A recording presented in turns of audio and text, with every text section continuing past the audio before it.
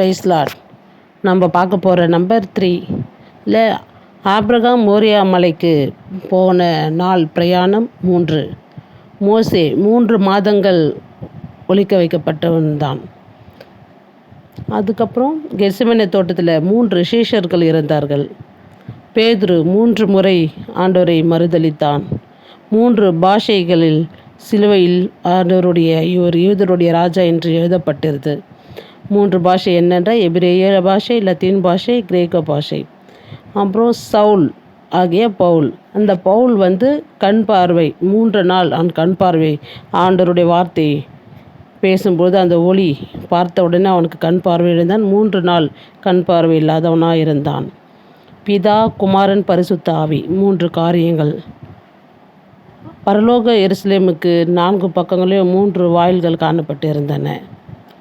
இப்படியாக அநேக காரியங்கள் 3 சிலுவைகள் இருந்திருக்கு. சிலுவையின் மத்தியில் தான் ஆண்டவர் இருந்தார். 2 பக்கம் 2 கல்லன் மத்தியில் ஆண்டவர் ஒரு சிலுவை.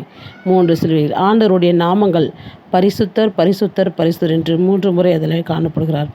ஆண்டவர் 3ஆம் நாளில் உயிர்த்தெழுந்தார். கெத்செமனே தோட்டத்திலே 3 சீஷர்கள் ஜெபிக்கும்போது காணப்பட்டார்கள். எனவே இன்னும் அநேக காரியங்கள் 3 குறித்து நம்ம நெக்ஸ்ட் வீடியோவில் பார்க்கலாம். Praise Lord.